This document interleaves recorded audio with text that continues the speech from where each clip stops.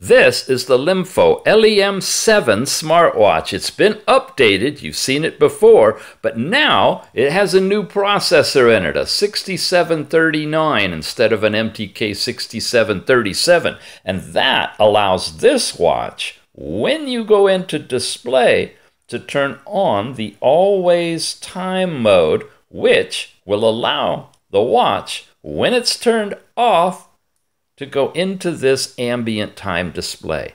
You can see an analog watch, and then you can come back to your chosen watch face. Other than that, it's pretty much identical to the original LEM7, except it no longer ships with this power brick. Instead, it ships with a dock. This is no longer available, so when you get your LEM7, it will come with one of these. The LEM7, check it out.